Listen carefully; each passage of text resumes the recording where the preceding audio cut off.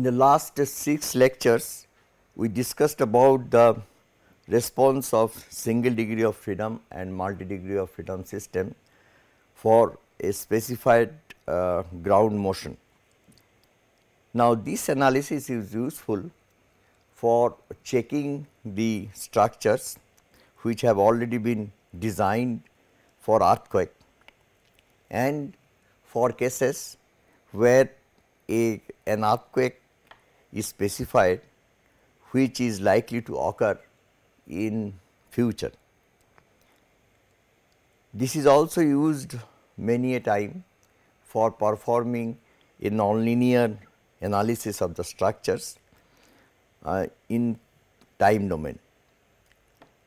However, most of the structures are to be designed for future earthquake, and since the future earthquake is not known, therefore, we try to model it or represent it in different ways. Two different forms of modeling or representing earthquake were discussed in the input. There we talked of the response spectrum of earthquake and the power spectral density function of earthquake. Response spectrum of earthquake has a particular shape, and that has been verified from the past earthquakes, and we propose that the future earthquakes that will take place, that would have a similar kind of shape in so far as the response spectrum is concerned. And from that we developed what is known as the design response spectrum, and this design response spectrum is widely used for designing the structures for earthquake. So, that becomes a very good input for analyzing the structures for future earthquake, and we will take up the response spectrum method of analysis of the structures subsequently.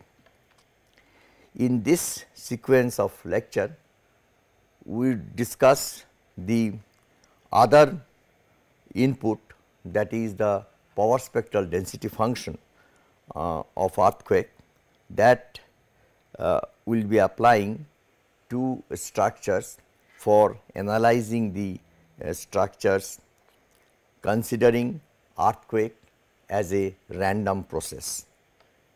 That is, we assume that the future earthquake is a random process, it is not known.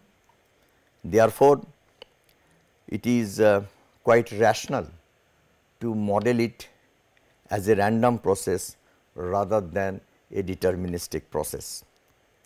When we model the earthquake as a random process, we discussed in connection with the input or earthquake inputs that we describe it in the form of the power spectral density function of the earthquake, and we also describe what is known as a coherence function.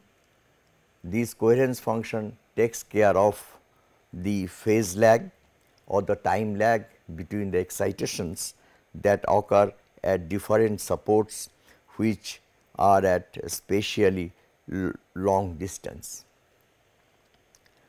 So, with the help of this coherence function and the power spectral density function, one can analyze the structures for random ground motion, rather we should say that the ground motions are modeled as a random process, and the technique by which we analyze the structure with the power spectral density function as input and the coherence function as input is known as the spectral analysis.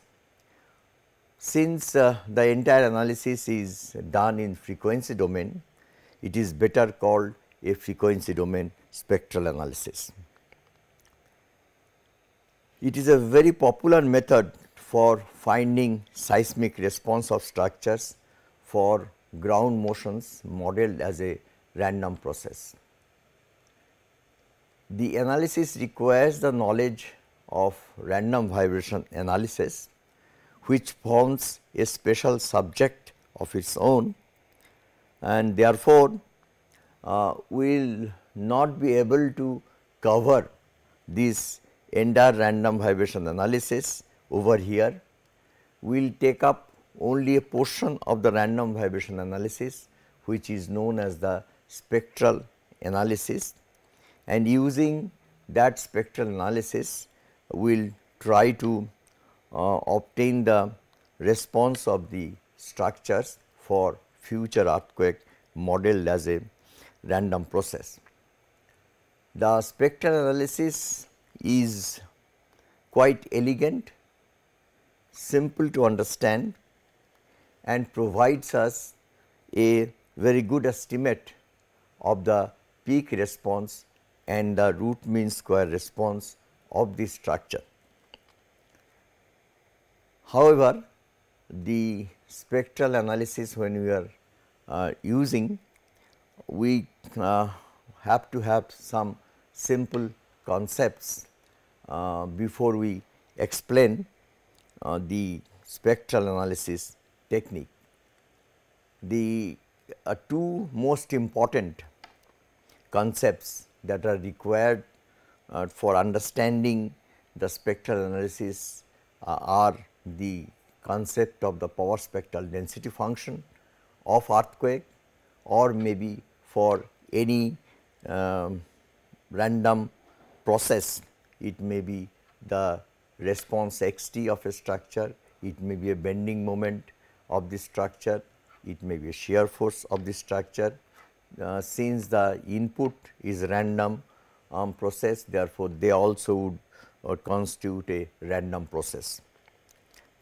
So, the concept of power spectral density function not only of the earthquake ground motion, but also the power spectral density function of displacement, power spectral density function of acceleration, power spectral density function of bending moments, they must be well understood.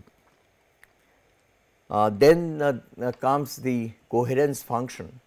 Whenever we have got two random processes, for example, if we have a displacement of a structure x 1 t at the say top of a frame and say x 3 t at the first floor level, between these two random processes there will be a lack of correlation, or there is a phase gap or a time lag.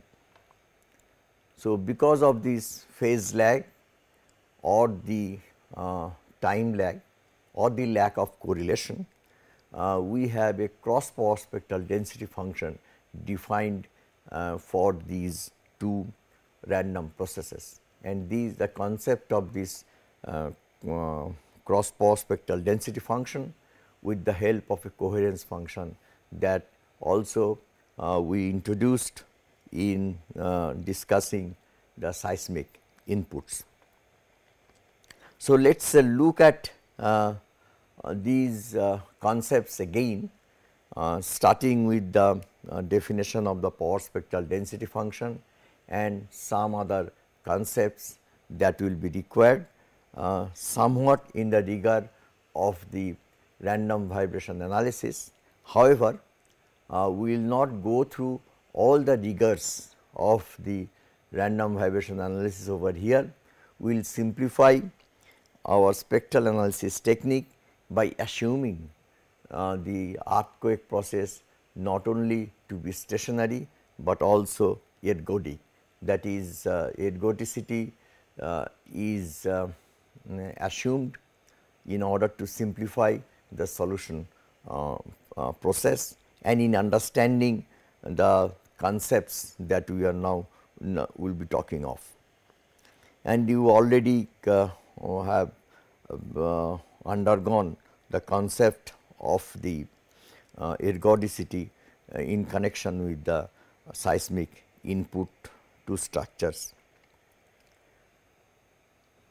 Now, let us take a collection of records of the ground motion and they are available at a particular site which is prone to earthquake.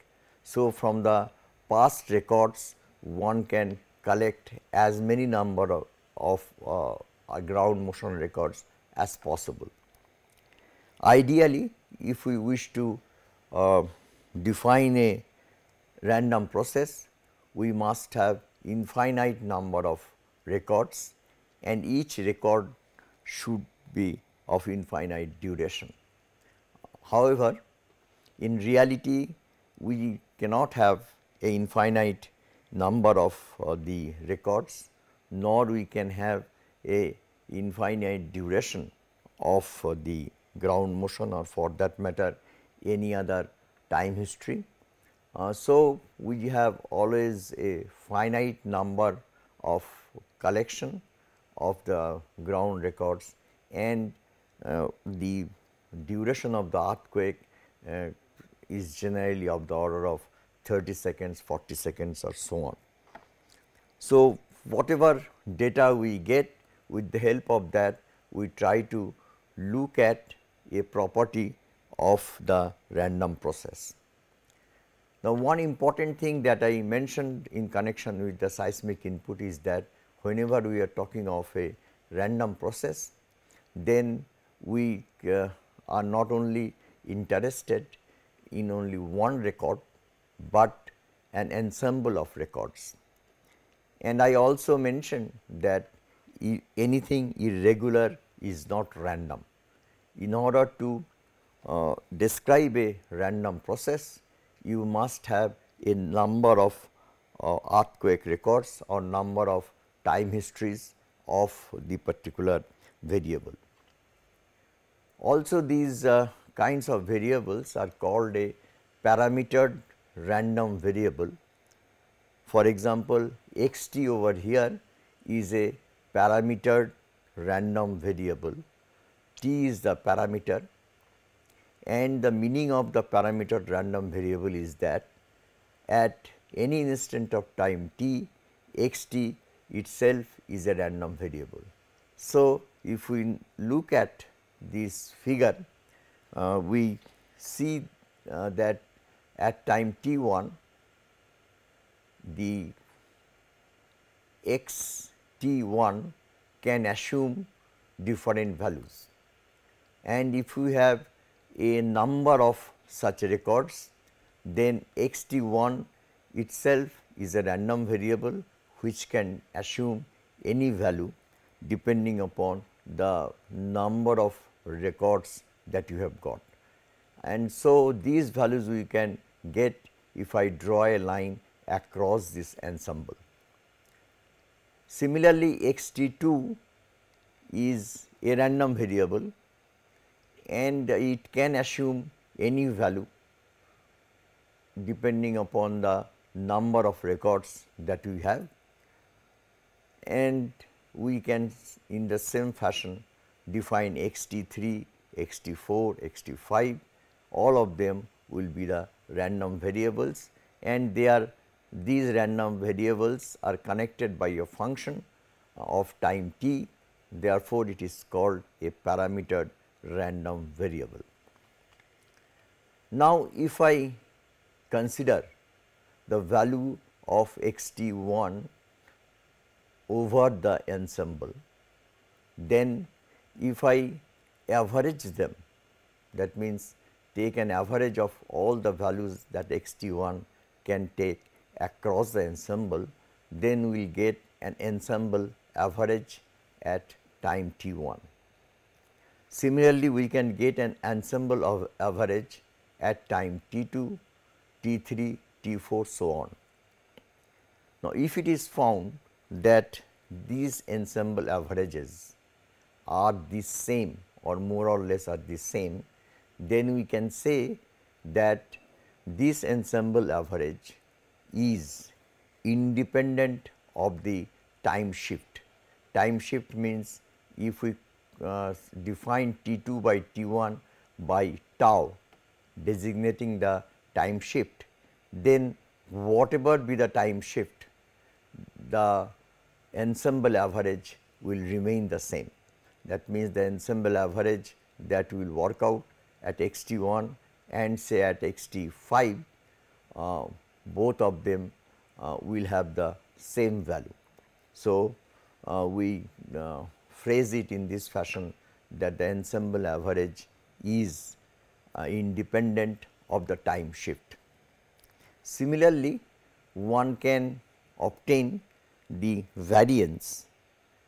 So, these variance would be described as the x t 1 values across the ensemble and the average value of the ensemble at t 1.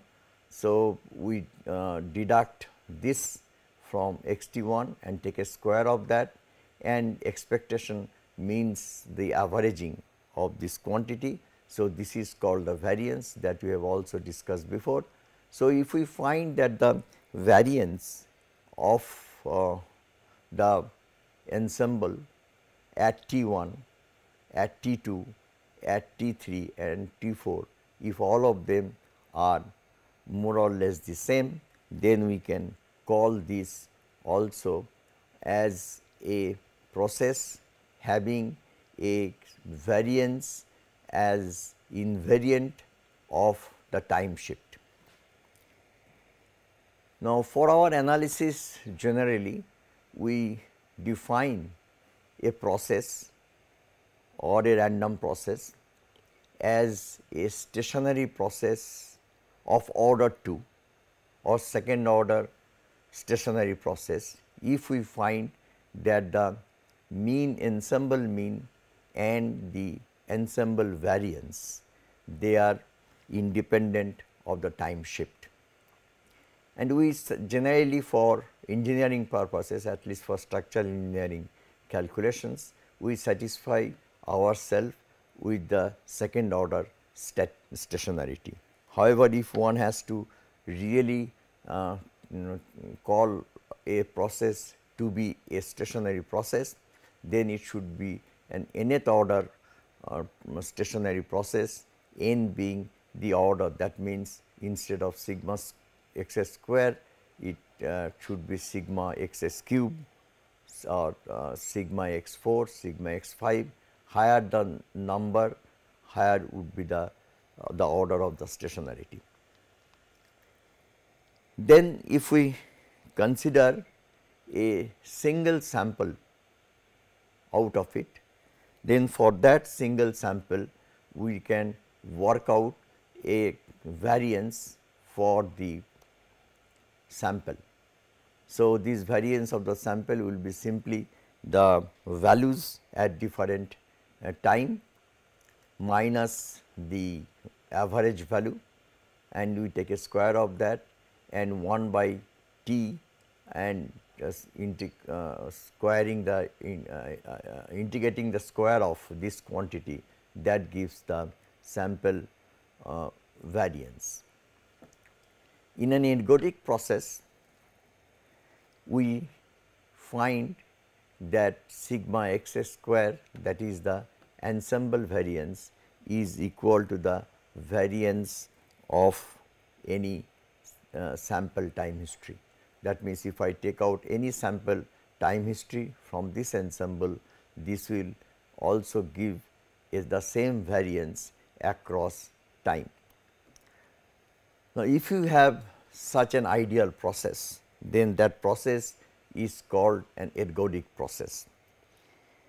It is really hard to get exactly an ergodic process in reality, but for solving many problems in random vibration, we assume the property of ergodicity, because the assumption of ergodicity simplifies the analysis procedure. So, in our case also, we will assume that the process, the earthquake process or the future earthquake, is not only stationary, but it is also ergodic. Now, once we assume that, then we will find that many of the concepts that we will be subsequently describing, they become simpler to define. However, those concepts can also be defined in the rigor of random vibration analysis. So, however, here we will not do that. In order to understand in a simple manner, we will assume the process to be an ergodic process. This Fourier series and Fourier integral we have discussed before in connection with again seismic input, and there we have used that Fourier series for finding out the Fourier spectrum as well as defining the power spectral density function of a ground motion. And so, therefore, I will not be again repeating it in toto, but the salient features let me again reiterate over here, so that you get a recapitulation. If I take a single time history, then it can be broken up into a number of harmonics, or in other words, if we sum up of the number of harmonics, then we get a time history, an irregular time history x t, and a k and b k, they are obtained from this relationship. If x t basically is a function which is integrable, then one can get the values of a k and b k in the closed form. If it is not an integrable function, then we go for a numerical integration. In order to perform this numerical integration effectively, we now use FFT, that is fast Fourier transform, and in order to get back the time history of the signal or time history of ground motion in this case, we can obtain this time history from the frequency components of the time history if we use IFFT. So, the pair of FFT and IFFT that we use for Fourier synthesizing a time history of ground motion. Now, how one can obtain a Fourier integral from the Fourier series that is described over here? If we simply substitute 1 by t in the previous equation, that is in this equation, this 1 by t, if it is substituted over here, then you will find that it becomes delta omega by pi. Here also you will get delta omega by pi, and if we assume that t is tending to infinity, then delta omega converts to d omega, and the summation sign can be replaced by an integration sign. So, that is what is shown over here. X t can be shown to be equal to this particular form, 2 times omega is equal to 0 to alpha a omega cos omega t d omega plus b omega sin omega t d omegas, like this. Now, one can remove these 2 if we instead of integrating from 0 to infinity, if we integrate from minus infinity to plus infinity. Now, with this definition of the x t over here, where a omega and b omega, they are obtained from this expression, that is a k and b k, that is this a k and b k, they take the form of a omega and b omega. Then we try to define a quantity x omega as a omega minus I b omega, and if we substitute for a omega and b omega from the equation of a k and b k, this A k and B k, they become A omega and B omega. If we substitute these integrations into this equation and do a algebraic manipulation, then x omega turns out to be 1 by 2 pi minus infinity to plus infinity x t to the power I omega t. So, that is how the first part of the Fourier integral is derived, that is x omega is given by this integral.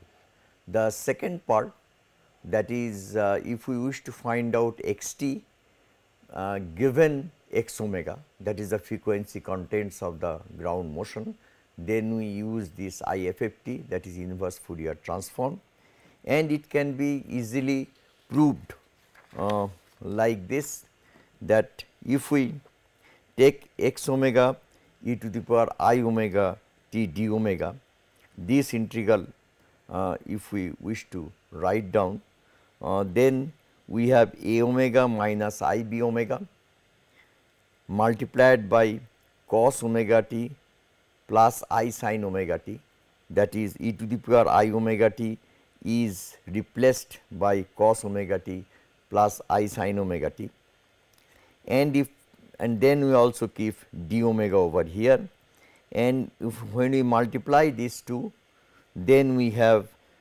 this quantity that is b omega sin omega t, a omega cos omega t, and then also these two quantities, that is I a omega sin omega t and minus I b omega cos omega t d omega. Now, this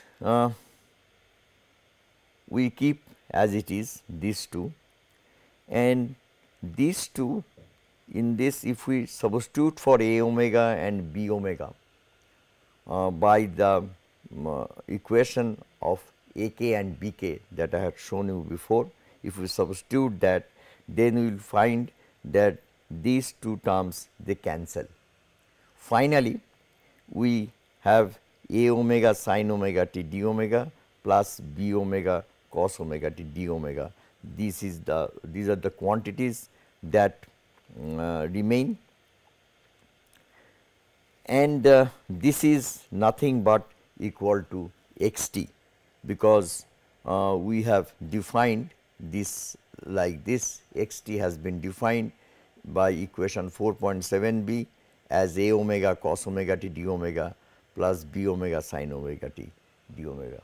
So, we can prove that x t becomes equal to the IFFT of x omega, and they form what is known as the Fourier integral pair. So, the Fourier integral pair that we use in Fourier synthesizing any particular time history, that can be straight away derived from the Fourier series. Then when we try to use FFT and IFFT, we perform that integration with the help of a summation sign, or we numerically calculate this integration, and that format is known as the discrete Fourier transform and inverse discrete Fourier transform, and that is what is used in the computer programs for obtaining the Fourier components of any signal or of any time history. The Fourier amplitudes A k and the phase etcetera, that has been discussed before. So, I am not going to again repeat that. Only one important thing that I wish to mention over here is that Fourier integral that we have shown you before, that Fourier integral is valid only under this condition, that is the absolute value of x t integrated over the entire duration must be less than infinity. That means that quantity must be a finite quantity, and in reality this particular condition is met because our time history records are not infinite, they are all finite time history records. Therefore, if I wish to make it infinite, that is if we wish to make the integration from minus infinity to plus infinity, then we have to add on zeros to that, and that way in reality this particular condition is satisfied. Now, if we are using the discrete Fourier transform, then that Fourier integral is expressed with the help of these summation signs, and this has also been discussed before in connection with the seismic input. Also, we discussed about the Percival's theorem in order to find out the mean square value. So, mean square value of the process of or x t a square integration of it from 0 to t divided by 1 by t, that gives you the mean square value of a particular time history, that can be shown to be equal to the sum absolute square, absolute value square of the complex quantities that we get after we obtain a FFT of a time history. So, and if they are added together, then we get the same mean square value. So, that is what the Percival's theorem is. And how from that we use we obtain the power spectral density function, that also we have discussed before. That is if we use MATLAB, then the whatever values we get as x omega, that is the complex number a plus I b, then we take n by 2 plus 1 values, first n by 2 plus 1 values from that a plus I b quantities, and then we take the absolute square of these complex quantities, and we have got n by 2 plus 1 such quantities that we plot against omega. Then divide each ordinate by d omega, and we get bars, small bar diagrams, and these small bar diagrams, small bars will be again equal to n by 2 plus 1 in number. Then join the center of those bars in order to get the power spectral density function. So, all these things has been discussed before. So, I do not want to again repeat it. Only I wish to mention over here that we are able to define the power spectral density function of ground motion in this particular fashion, because we assume the process to be an ergodic process, and therefore, we looked at only one single time history record, and from there we are constructing its power spectral density function, and that power spectral density function represents the entire stationary process, because the area under the power spectral density curve is again equal to the mean square value that also we have discussed before.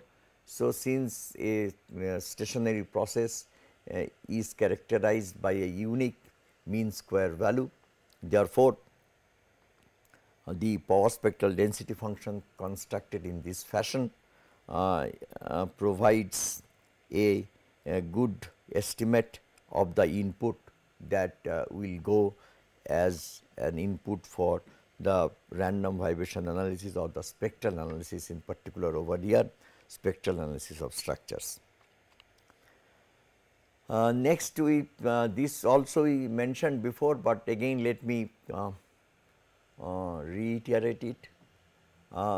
If we have got a random variable x t 1, and then we define another random variable x t 2, t 2 defined as t 1 plus tau, tau is the time shift between t 1 and t 2.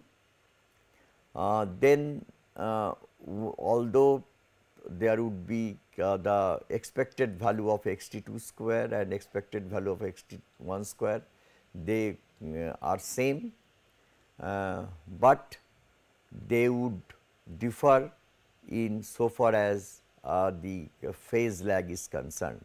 That is, there will be a phase lag between these two time histories.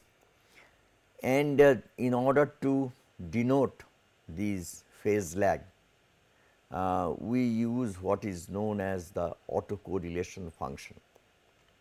This autocorrelation function is a function of tau, that is the separation time between xt1 and xt2 in the ensemble. Let me show you again in the figure what are those. That is this T1 and T2, and tau is this distance. So, greater the value of tau, more is the time lag between two random variables, and autocorrelation between the random variables xt1 and xt2, they are a function of tau, that is a time separation. So, we write down expected value of xt1 multiplied by xt2, in place of t2 we write t1 plus tau. So, this is the definition of the Rxx tau. So, what we do in obtaining the Rxx tau, we take a particular time shift and describe two random variables in time, multiply the ordinates of these two random variables over the ensemble, and then take an average of that. That is what is called the Rxx tau, that is the autocorrelation function, and it depends upon the value of tau. If tau is equal to 0, then you can see that the Rxx tau simply becomes is equal to Rxx tau becomes equal to the expected value of xt square. So, or Rxx tau becomes equal to the mean square value. In this fashion, we can also define the cross correlation between two random processes. Say x is a random process and y is another random process, then we call Rxy tau as a cross correlation function between x and y over a time separation which is called tau. And one can define the Rxy tau in the same fashion that we have done for Rxx tau. In this case, we take at t1, at time t1 the values of x, and for the y process we take the values at t1 plus tau. So, at that particular time we take the values of y and then multiply them over the ensemble and take an average. So, that is how we define Rxy tau, and it could be easily shown that Rxy minus tau is equal to Ryx tau. So, that is a property that can be easily proved. Figures 4.2 to 4.3, they show the plots of Rx tau and Rxy tau with tau. The figure 4.2 shows the variation of the autocorrelation function Rx tau with tau, and it is seen that the value of the Rx tau becomes maximum at a tau is equal to 0, as it would be expected, and the value of the Rx tau at tau is equal to 0 is equal to sigma square plus m square, where sigma square is the variance of x and m square is the square of the mean value. For 0 mean process, the value of the Rx tau at tau is equal to 0 becomes equal to variance or is equal to the mean square value. As we can see it from the definition of R x tau. The R x tau or the autocorrelation function drastically falls down as tau increases, and it is seen that after a value of tau, the value of R x tau oscillates about the mean value m. For zero mean process, this oscillation takes place at the axis tau axis, and this fluctuation is of very small order. So, as the tau increases, then there is a lack of correlation between two random variables x t 1 and x t 2, and for large value of tau the correlation between these two random variables may be negligible. Similarly, we can see the variation of R x y tau with tau in figure 4.3. Unlike the case of the autocorrelation function, R x y tau does not become maximum at tau is equal to 0, but at some other value of tau, that is tau is equal to tau 0, and the maximum value is equal to sigma x multiplied by sigma y plus m x into m y, where sigma x is the standard deviation of the random process x and sigma y is the standard deviation for the random process y, and m x and m y are the corresponding mean values. After the R x y tau reaches maximum, then it again falls down drastically as tau increases, and it fluctuates about the value of m x into m y, and this fluctuation again is of very small order. So, thus we can see that for large value of tau, the correlation between the process x or the stochastic process x and the stochastic process y can be ignored, or we can say that that is becomes very negligible. Now, the correlation function and the cross power spectral density functions, they form the Fourier transform pair.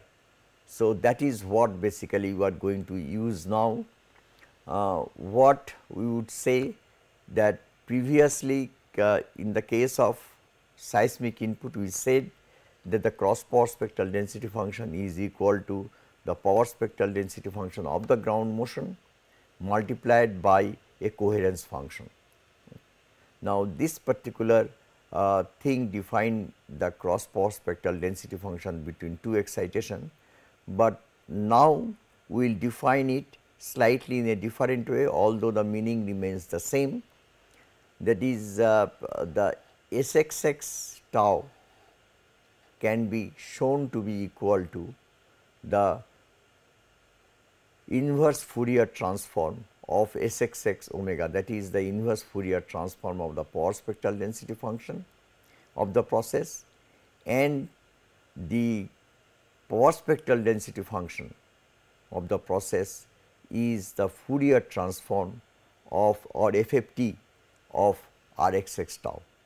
So, given Rxx tau, one can in principle compute the power spectral density function of the process. Similarly, given the power spectral density function of a random process, one can obtain its autocorrelation function. So, in this particular fashion, one can also construct the power spectral density function from the ensemble of records. So, if you have an ensemble of records, one can obtain the autocorrelation first and then take a Fourier transform of that FFT, that will give us the definition or the power spectral density function. We need not then assume ergodicity and try to find out the power spectral density function from a single time history that we discussed before. Similarly, if we have Rxy tau defined for two processes, then taking a Fourier transform of that or using FFT on this Rxy tau, we get the cross power spectral density function. So, then we need not again define the cross power spectral density function by stating that cross power spectral density function between two support excitations is equal to the power spectral density function of the ground motion multiplied by the coherence function. So, we need not define in that fashion, but we can define it in this particular way through, if we wish to define it through an ensemble. That means, then we are no more again using what is known as the ergodicity property. So, the cross power spectral density function and the cross correlation functions and the power spectral density function and the autocorrelation function, they form the Fourier transform pair. So, that is used in many cases when we will be deriving the spectral analysis technique. Another important thing that I should mention over here is that SYX omega, that means SXY omega is the cross power spectral density function between x and y. Similarly, one can have a cross power spectral density function defined between y and x. So, that is called SYX omega is nothing but complex conjugate of SXY omega. So, if we know SXY omega, you can just take a complex conjugate of that and that would give you the value of SYX omega. This also can be proved. An indirect proof to show that the power spectral density function and the autocorrelation function, the cross power spectral density function and the cross correlation function, they form the Fourier transform pair. We can use this indirect relationship that Rxx at tau is equal to 0. We know that the value is equal to Rx square, that is the mean square value of the process. And if we substitute in this Fourier transform the value of tau to be equal to 0, or rather in this equation tau to be equal to 0, then this becomes simply is equal to Sxx omega d omega, and we know that the area under the power spectral density function curve is equal to the mean square value. So, this is an indirect proof of the Fourier transform pair that Rxx and Sxx they conform to. Similarly, Rxy 0 would be the integration of Sxy omega d omega, and the integration of this Sxy d omega will give you the expected value of xy. So, in this particular way one can indirectly prove that the cross power spectral density function and the power spectral density function they and the autocorrelation function and the cross correlation function form the Fourier transform pairs.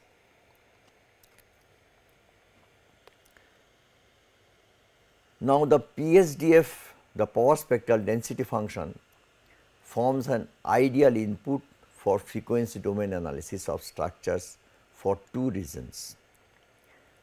These reasons are, firstly, a second order random process is uniquely defined by its mean square value. That is the definition of the second order stationarity, which we assume to be sufficient for our structure analysis.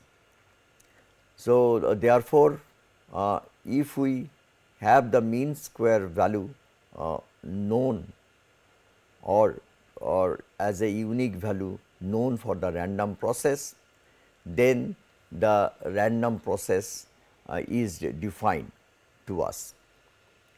Next, since we are wanting to carry out an analysis in frequency domain, then it is better to have not only the knowledge of mean square value of the process, but how the mean square value is distributed over the frequency, and that comes from the definition of the power spectral density function itself, because we know that the area under the power spectral density function curve is equal to the mean square value. So, in other words, we can say that the power spectral density function is a distribution of the mean square value with frequency. So, in a frequency domain analysis now, we expect that at each frequency, what is the contribution of the power spectral density function to the mean square value. If that goes as an input, then we can get an output in a similar fashion, that is, we can get a power spectral density function ordinate at a particular frequency contributing to the total mean square value of the response. So, with this particular concept in mind, we develop the spectral analysis technique or frequency domain spectral analysis technique. How we obtain the power spectral density function curve that I described before. So, if you can have the FFTs of the time histories and plot the amplitude squares in close enough range and then divide it by d omega, then these are the different bars, and you will have n by 2 plus 1 number of bars over here, and through the center of these bars, if you draw a line, that gives you the value of s omega, denoting that the area under the curve is equal to the mean square value of the process. So, in this fashion you get the value of the or you can obtain the power spectral density function, provided we assume the process to be a ergodic process. So, I am not going to again repeat the same thing that I had discussed before. Only thing which again I wish to mention over here is that there is a physical meaning which is attached to the power spectral density function. That is the area under the power spectral density function curve is equal to the mean square value, or alternatively we can say that distribution of the mean square value with frequency is a power spectral density function. So, that gives a physical sense to the spectral analysis. However, we cannot give such a physical interpretation to a cross power spectral density function as we can give it for the power spectral density function. So, but some idea about the physical significance of the power spectral density function would be clear from this figure.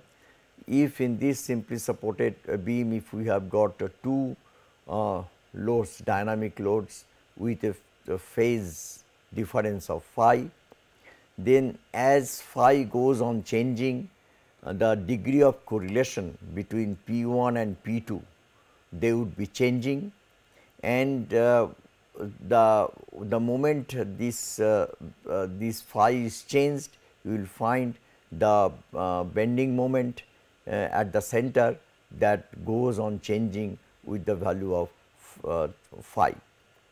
So, thus the degree of correlation is very much related to the response of the system. So, that is the physical meaning that we can attach to the cross power spectral density function of two random processes. So, in that case P1 will be a random process, P2 will be another random process, but having a phase lag, and in these two random processes, since they are not perfectly correlated, they will have a distinct what we call contribution or influence on the response of the structure. Therefore, these need to be considered along with the power spectral density function of the two processes as an input for spectral analysis.